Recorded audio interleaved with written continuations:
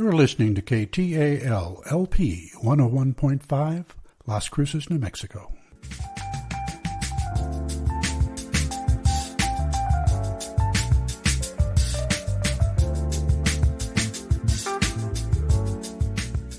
Good morning and welcome to Take on Faith.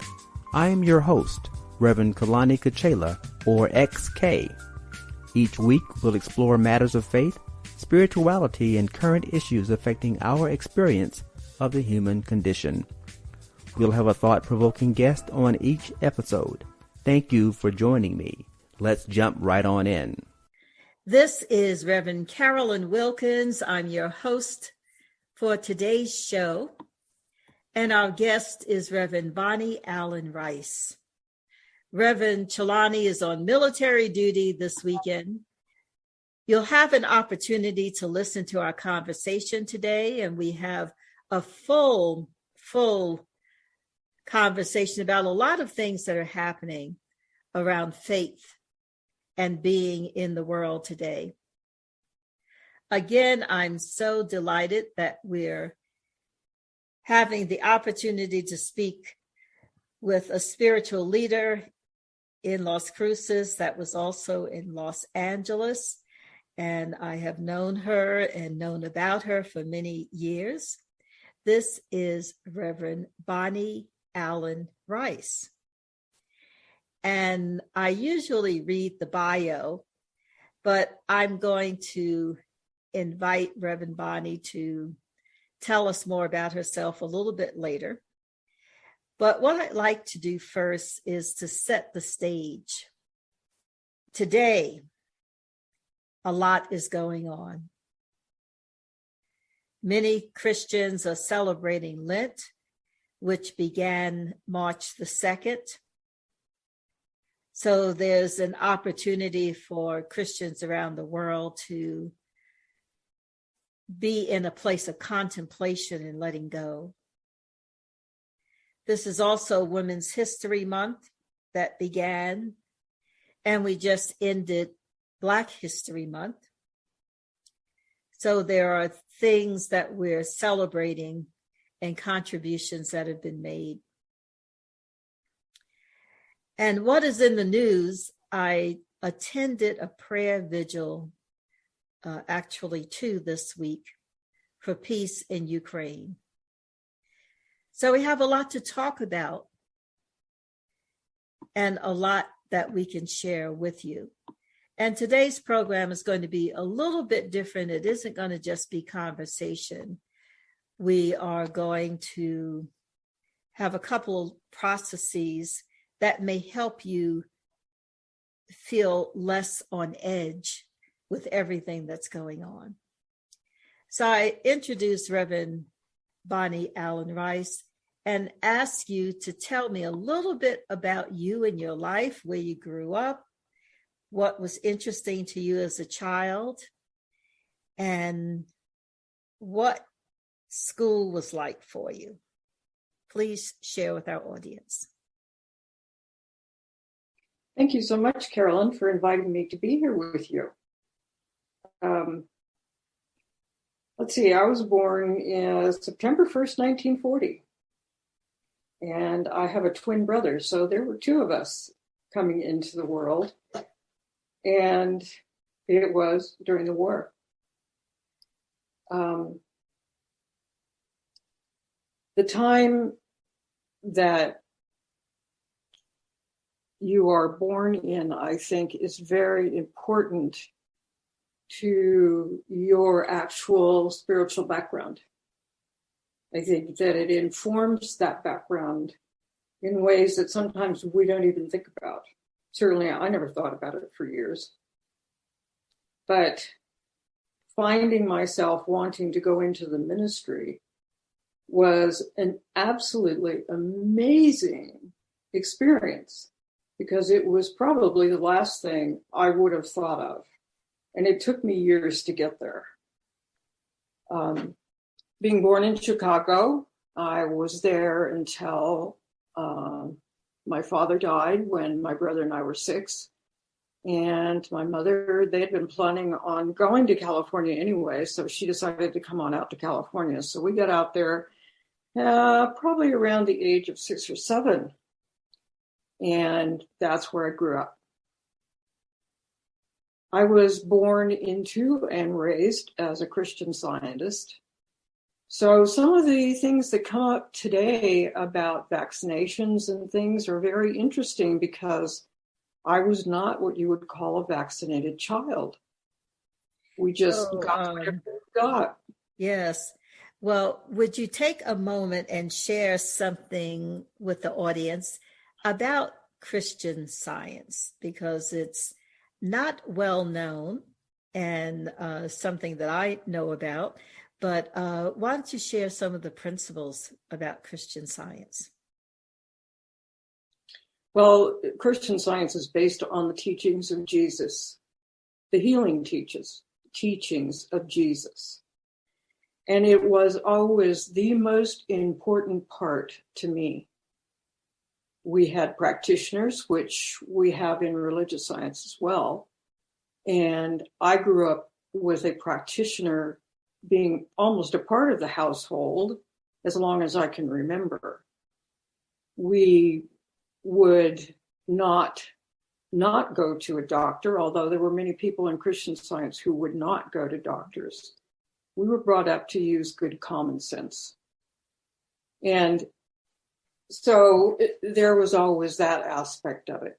But in terms of being vaccinated or becoming ill, it was sort of a natural progression of things that happened.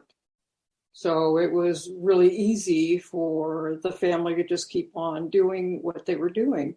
If you became ill, you called your practitioner, and the practitioner did prayer work with you, and you were based on the teachings of Jesus around teaching of healing and believing in that healing, believing in the fact that as a spiritual being, you were created in perfection.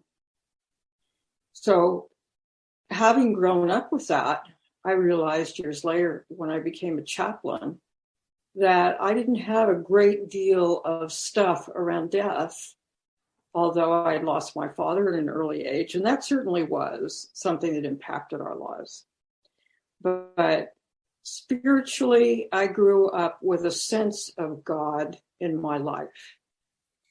I would like that. I love that, and love the I love the acknowledgement of the teachings of Jesus, which were very strong and very powerful and very direct, of healing the sick, and he was called often to heal the sick. And I remember from childhood how bizarre some of the things were, because I remember one of the things he would say is just, get up. Do you believe? Really? Do you believe that you go well? Get up and walk. And I thought that was very interesting because my mother was a nurse, and I used to visit her when we pick her up. And of course, she was around people who were sick and in hospitals. And yet, at the same time, in my background, a Baptist, we read the same thing, but I don't know if the same understanding or depth of belief was there. Mm-hmm. So it's interesting how we can use the same book of truth. Absolutely. But not catch the truth. Yes. I agree. How has that learning affected you throughout your life? What I find that I've had over the years less of a fear of death. Mm-hmm. That I did get diseases. We also didn't get diseases. We didn't get polio. We were not vaccinated for it. There were things we didn't get. So there was a sense of this inner development that I had with God, Spirit, that was very strong within me, and it has never left me. In fact, in times when I have seriously doubted myself, I have to go back and remind myself that, well, I'm doubting, God isn't. And it's more important for me to remember that as I take a step forward in my life. And certainly the paths that I've taken in my life have needed me to be able to connect to that spiritual being and take that step forward. Like when I worked with AIDS, because when I came out of school in 1983, AIDS was in LA and nobody wanted to deal with it. So going and making visits in hospitals and going and visiting people who were sick was something that at that time they considered worse than a pandemic, was a step in faith. It had to be. And people who work in the field, in the medical field, this is where the line gets drawn. You either can be meeting that faith and do that step forward, or you have to go back in and question yourself. And you have to honor who you are. It doesn't matter whether you and I believe the same thing. You have to honor yourself and take care of yourself. So if you truly do not have the faith for it, then there's no reason to push it. But if you have the faith for it, then do it. Then get in there and do it. And there weren't a lot of people who had that faith. You bring to mind my visiting a friend who had AIDS, and when I was living in the San Francisco area also. And I remember going to the hospital, and it was a unit for disease control, infectious diseases. And you had to get, you had to place special things on, protective wear on your feet, on your body, a jumpsuit, gloves, and a face mask before going into a room with someone with AIDS. And it was a little disconcerting, although I was willing to do it for a friend. And I also saw how the person felt so disconnected because people couldn't touch you. And I realized the power of prayer, because I went in and prayed with this person. But I also realized the power of touch. Mm-hmm. That when people are in a isolated space, and even when they're in the hospital but isolated, that they long for touch. Sure. And that experience helped me to see some of the challenges that happened in our last couple of years with COVID. Mm-hmm. In fact, I recently lost a family member to COVID, well, not to COVID, but someone who was an elder, and they had been in a nursing home, but the family hadn't been able to see them because of COVID. They were separated. And that's all I kept thinking about, is that our elders and those who are sick, to me, the biggest impact of COVID was not being able to touch, not being able to be in the same room with people as they are going through health and sickness. We could pray, we could send them notes, we could send text messages, but the power of touch and being there was not there. So can you share the next steps? Because I know you were a chaplain. Well, before you became a chaplain, you were with the World Ministry of Prayer. Yes, I was in the World Ministry of Prayer for 20 years. For 20 years with United Church of Religious Science. Would you share with people about what that was like and how it operated and who it touched? Across the board, you would get calls from people who believed in prayer. And you would be talking to them sometimes. It depended on what they were calling in regard to, what they considered to be the problem that they were having that they wanted prayer for. It went from people who were just having anxiety about their job, their relationship, their health. It would be people who had mental health issues, who would call for prayer when they needed it during the day, and you would pray with them. There's no judgment here. This is, doing prayer work with people is not about your judgment about what's going on with them necessarily, except for the fact that you would be getting that kind of judgment from them about themselves. Oh, I'm calling you again, or, whatever. And, you are the presence on that phone. You are the calming presence that keeps that faith, that knows that God is with them. You are the one that never forgets that. You never forget it as a chaplain. You never forget it as a minister. You never forget that presence ever. And you deepen into it. Certainly when I was coming out of ministerial school in 1983, my first step was to become an assistant minister in South Central Los Angeles with Reverend Dr. Homer Johnson. My second step was to join the First Clergy Council with AIDS Project LA.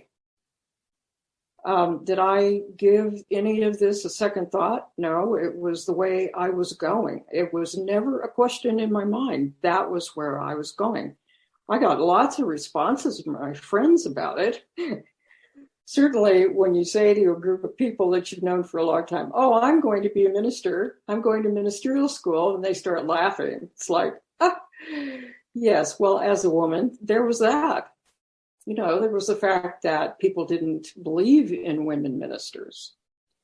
If you added healing to it, that seemed to be more acceptable, which I always thought was strange.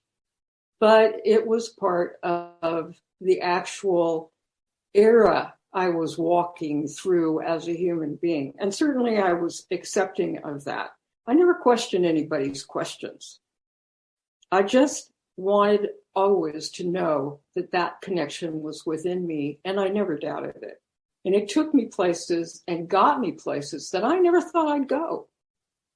I was scholarshiped for my chaplain residency at UCLA Medical Center from what I did with AIDS Project LA. They scholarshiped me for my entire training there in chaplaincy. I immediately had a job when I came out. I went to work as the director of pastoral care at Long Beach Community Hospital. There was never a time when I didn't know that I was with Spirit and Spirit was with me, or God, or whatever word is that means that which is greater than you are. It was always there. I remember as a kid telling my mom I wanted to go into the woods. And she said, oh no, you can't go into the woods. You can't go in the woods alone. And I don't have time right now to take you. Turning to my mother and saying, Mom, I'm going to be perfectly safe in the woods. And I knew I would be. She didn't, so I didn't go. But it has always been as an adult that I have followed that inner guidance that has always said, go ahead, do it. Well, on that note, I'm so fascinated with this conversation, but we're going to take a quick break to let folks know if you've just tuned in.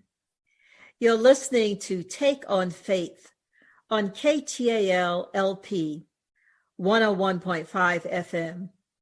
I'm your host today, Reverend Carolyn Wilkins, and my guest is Reverend Bonny Allen Rice. We welcome your calls or text messages to 575-201 888-888-3321. And we now return to Reverend Bonny, and I want to ask, from your time in being in Los Angeles and working in the World Ministry of Prayer, you touched upon the impact of being a female in that world. And that's as a chaplain. Now, you at some point made a decision to become a minister. And I'd like to have your reflection, since we're looking at Women's History Month. What was School of Ministry like?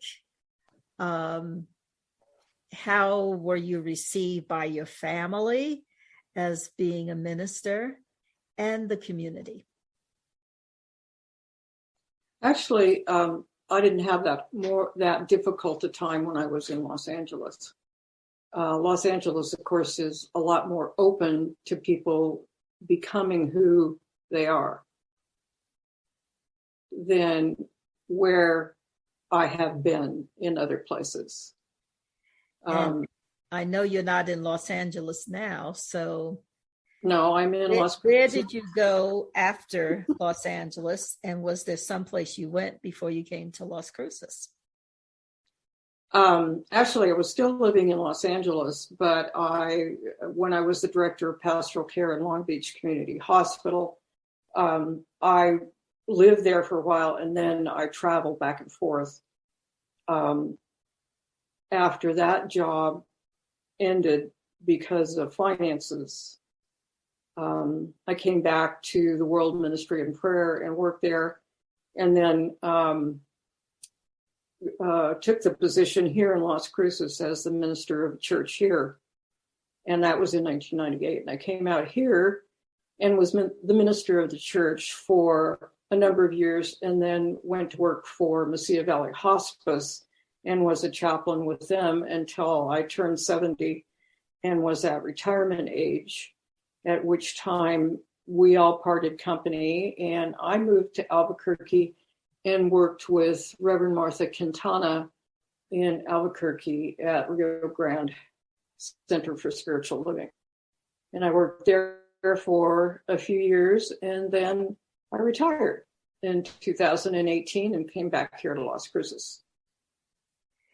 Well, wonderful. You've had a wonderful history behind you of working with leaders and women also.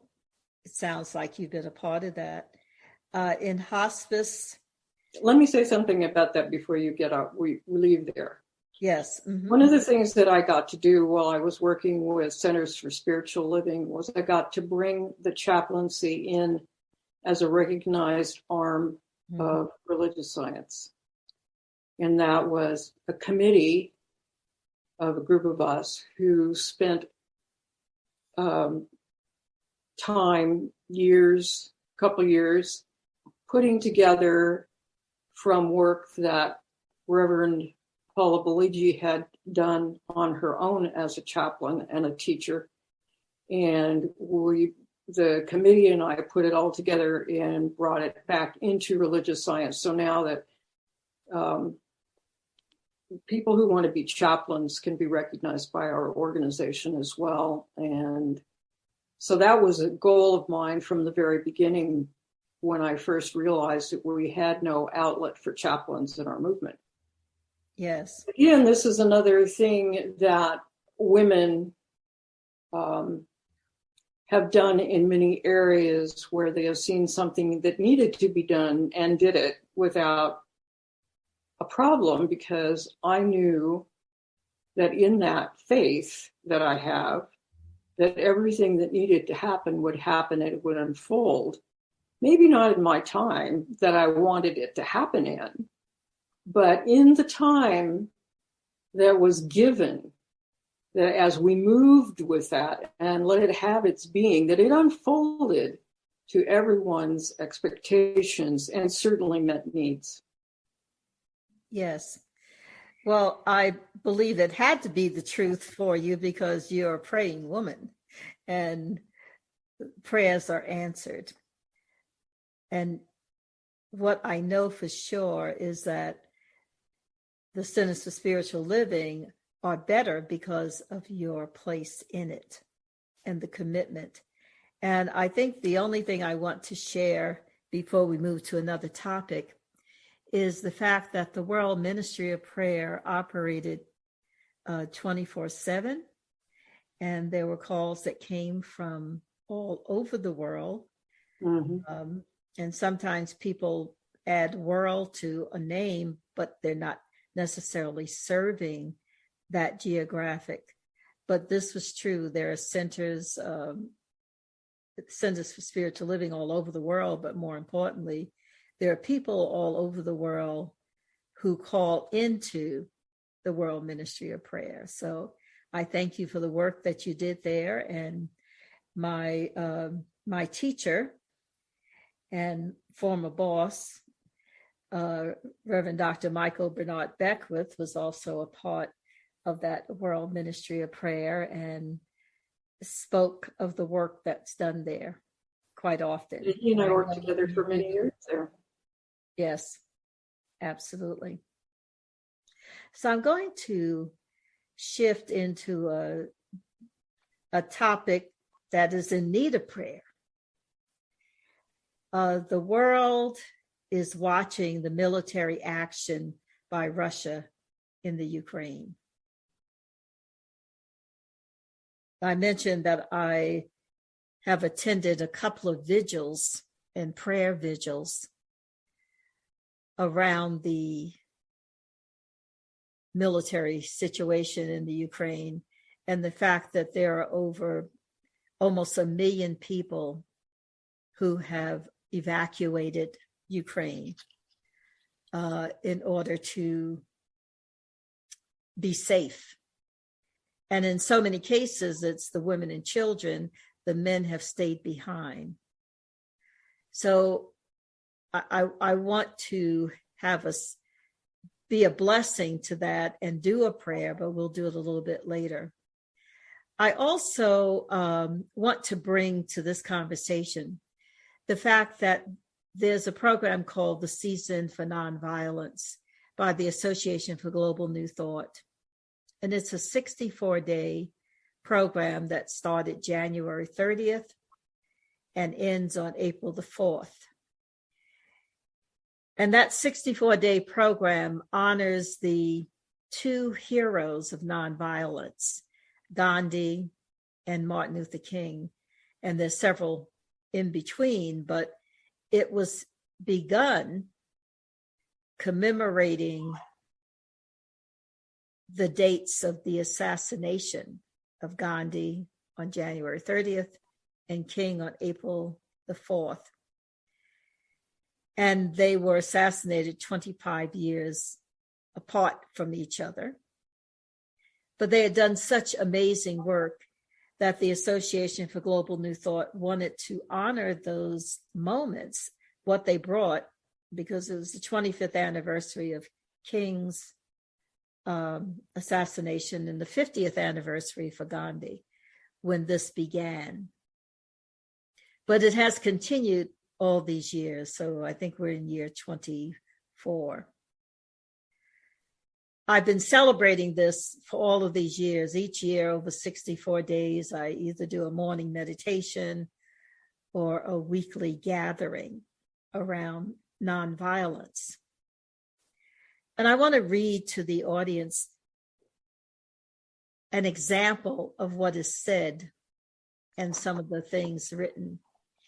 So today, each day, there's a quality that we invite people to read about, think about, and apply in their life. And today's reading is on understanding. And it begins, Thich Nhat Hanh, Buddhist teacher, says, when you understand, you cannot help but love. Practice looking at all living beings with the eyes of compassion. Send a silent thought of love to others today. And then the practice that they invite you to do is when I find myself disagreeing with someone, I will focus on understanding what they are saying and why. I will listen compassionately to them with a silent thought of love and tell them what I understand them to be saying. With empathy, I will say clearly and quietly what I believe to be true. So let us take a moment and be still.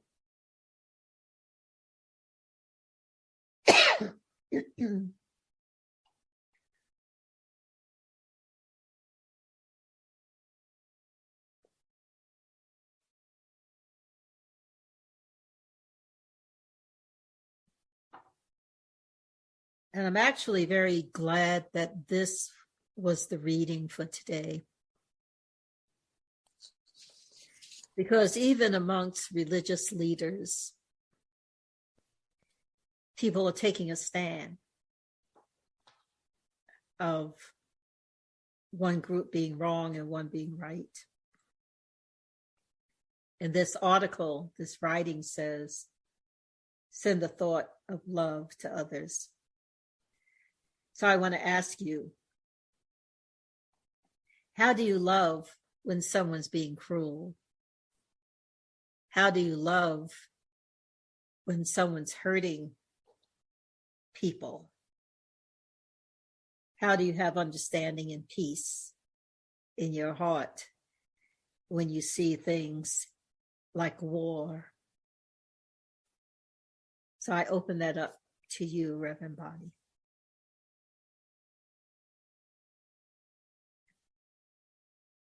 Well, again, it goes back to the faith. God created us all, everyone. And as I know this relationship with God, I know that it is a part of everyone, regardless of how they show up, regardless of how they feel. And even scientists have proven that the energy of the universe connects us all. Everything is connected. And everything in my mind is spirit. So when I'm looking at someone and I am saying that I, in myself, can see spirit in you, no matter how you show up, I see spirit in you. And I relate to that. You can be doing whatever you're doing. I've certainly worked the psych units, UCLA, LA County. I have been there when people are what you refer to as out of their minds. But I know that in that individual, there is spirit, God. I've never lost that sight. I can't think of anything much that might deter me from thinking that or feeling that. Because certainly in 35 years of the ministry, there's been a lot to see. I haven't lost it, and I don't forget it.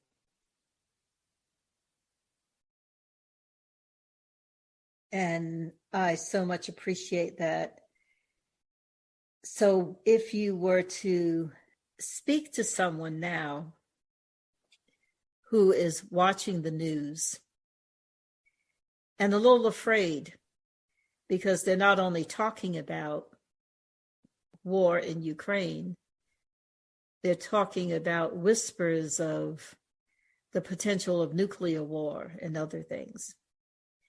So I would love for you to share an expansion of what you just said, of what steps we use in prayer and how it is contained to be more available, of not putting people in a place of blame.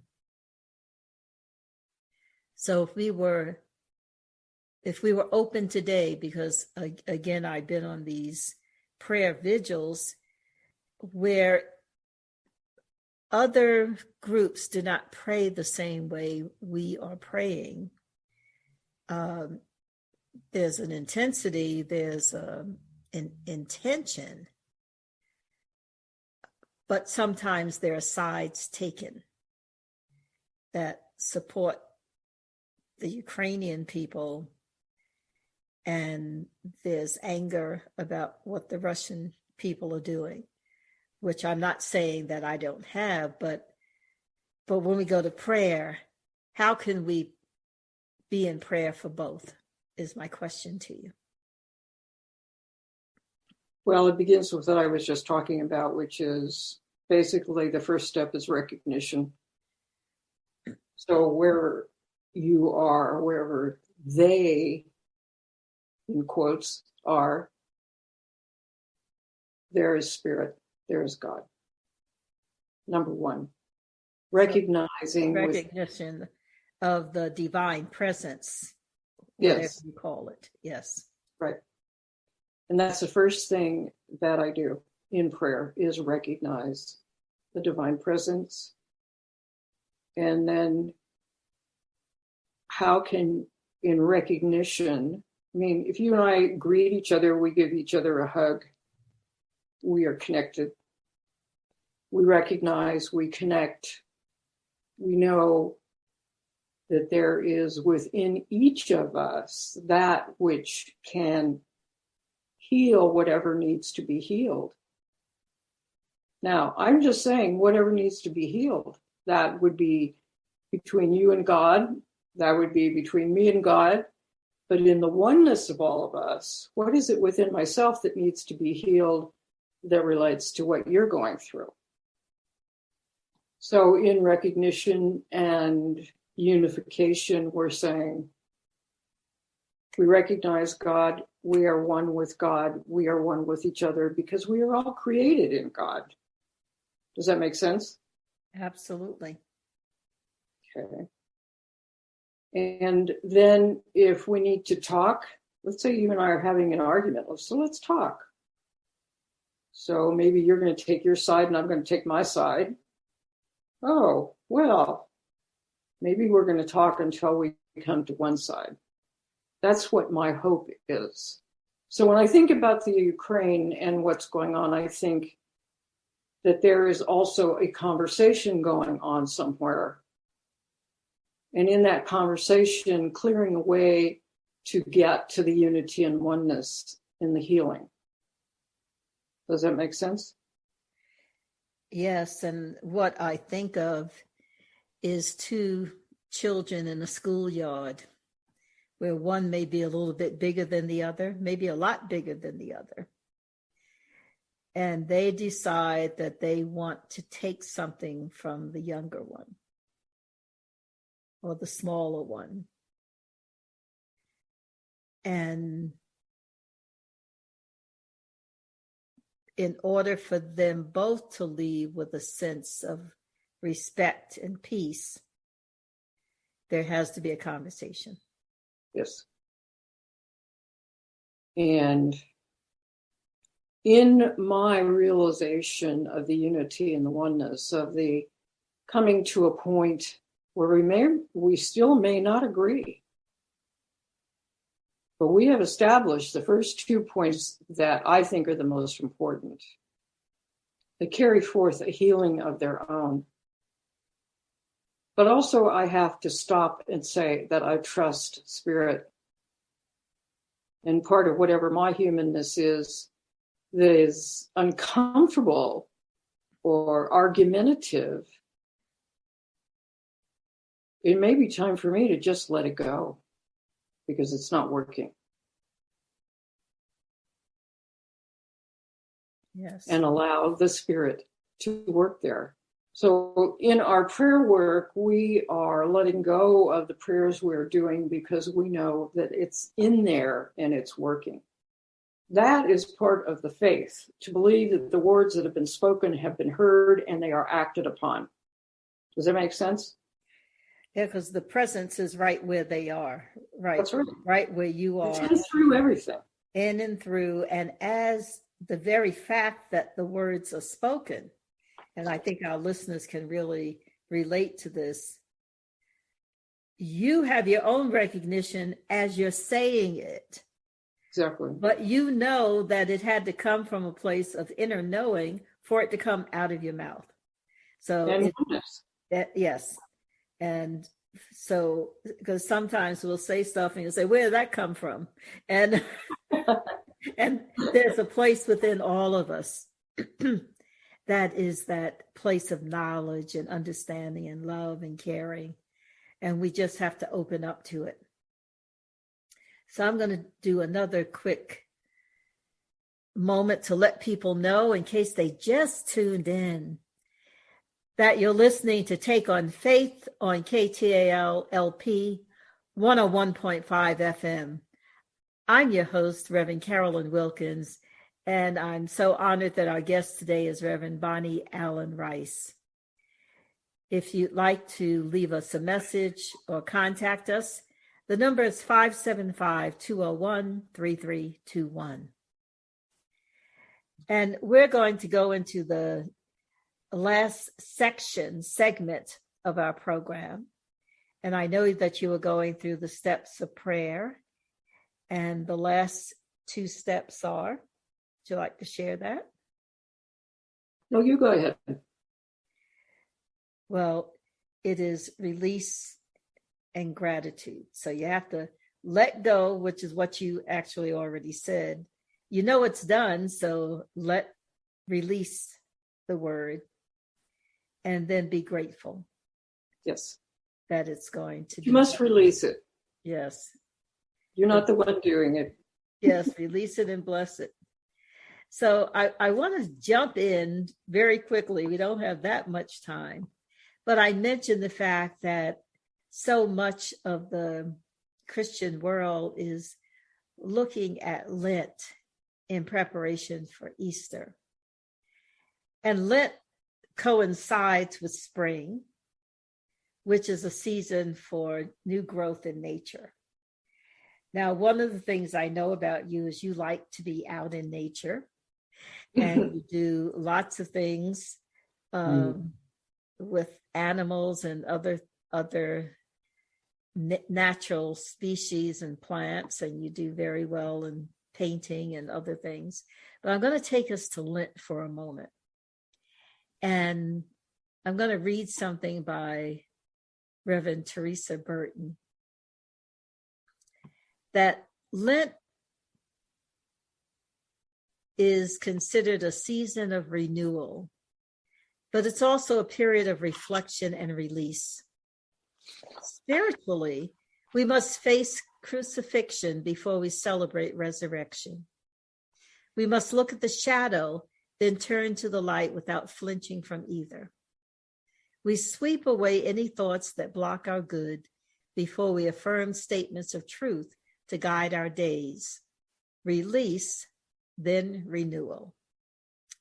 From a spiritual perspective, release and renewal can be called in a space of fasting and feasting.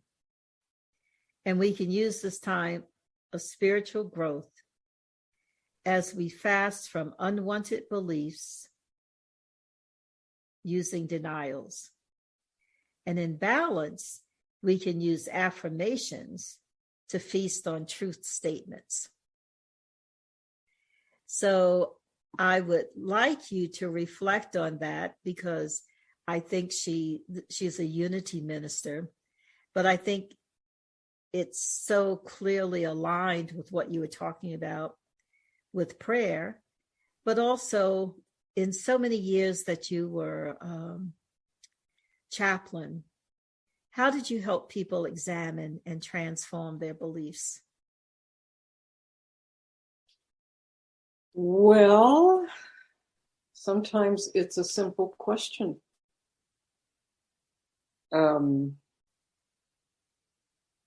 You'd be amazed what the question, do you really believe that, can bring out when someone has made a statement that you suspect they don't believe.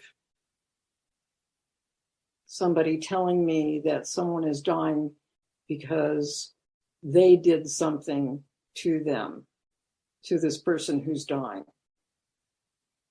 Or they did something like they were unfaithful, and because I was unfaithful, they're dying of cancer, this kind of thing. The question itself is simple. Do you really believe that? Because as a chaplain, one of the things I discovered was that a lot of people did not believe everything their church told them. They had developed their own ideas, their own experiences had taught them differently than some of the things that they'd been taught religiously. And so to ask that question was very powerful. And then to let them sit with that question and think about it for a while. There are times when it is very important that you ask the right question, but more importantly, that you listen to what people are saying and hear what they are saying. And you get to do that with your ears, with the air around you. You get to really listen to people and what they're saying. And they can either be asked the questions and walk around them some way and get out of it so they don't have to answer it. But they've been asked the question, and so it will stay with them and they will think about it. Mm. When they come to a time such as now, as yesterday, I met a young lady who had been to church and had her cross on her forehead, her smudge, and I asked her what it meant to her. And she looked at me, very clearly said, I'm not sure I can even answer that yet, but I will answer it. She took it seriously. She knew what it meant. She could have given me a flip answer like, oh, I'm giving up candy or, but no, she was thinking about what had happened and how it affected her. And I think we're in that time period. I think COVID has brought us to questions we didn't want to answer, that we now have to answer and think about. It's brought us places in the last 2 years that we may not have been in the rest of our lives. Or if you go into emergency with someone in the hospital, those questions come up. And they are the deep questions. They are the deep, deep questions that only you and that which is greater than you are can spend time on. You can talk to lots of people, but in the end run, it's between you and God and your decision as to how much of this I am going to honor. And as I honor spirit, then I honor it deeply. But not everybody does. Yes. Well, I so much appreciate that answer and the depth of your examination of what we're talking about. And we're getting close to the end, but I have two other things I wanted to ask you to share. One is so many people have lost friends and family, either to COVID or to other things during a time of COVID, where they may not have been able to be with them, visit them, or even have services. People's weddings have been postponed. We still have had our birthdays, but we may not have had celebrations because we can't get together. And there are people who have made their transition or died while they may have been close to us, we may not have been able to be with them. So I'd like for you to share something that may soothe the heart of people who, because you are a chaplain and you've been with people when their family hasn't been able to be there. So what would you say to them to help their heart right now? I talk about a room within my being in which I go into with people to talk to them. And it's a sacred room. I have made it so. And I go in and I talk. Again, one of the first questions I ask when this comes up is, what could we do that would help you right now? What could we do? Could we pray? Could we go to the chapel and sit and be quiet? What is it that we could do that would be helpful to you? This is not about me. This is about them. That has brought amazing answers to me. Once, when a woman lost a baby that I could hold in my hand, they weren't even going to name that baby. I suggested to her that they name the baby, she and her husband, and then we took the baby into the chapel and we baptized the baby. The baby had a name and a place to go. That had more meaning for those people than anything I could have done. I was just there as the conduit for the ideas of spirit to help alleviate what was going on. So always the question goes back to, what could we do? And if they don't have an answer, there's things that you learn to suggest to see if that would help. Sometimes they're going to say, I just want to be left alone. Sometimes but usually when I am missing somebody, and I'm 81, so I've lost people. I just lost a friend a couple of weeks ago that I've had since high school. And I went into my room with her and we sat down and talked. That helped me. It wasn't that I needed to say anything to the family. They knew how I felt, and I certainly let them know how I feel. But it was for me, for my grief. So writing a letter, sitting and talking in a sacred space, lighting a candle in their name. I recently celebrated my Auntie B, who was our practitioner, who I had never celebrated till I had a workshop with somebody. And they said, celebrate a woman. And she just popped into my mind. So I put a candle on my altar for her and lit it to remember her. Well, she's been gone long years. But somewhere, I think, she knows what I did and how much I appreciated her.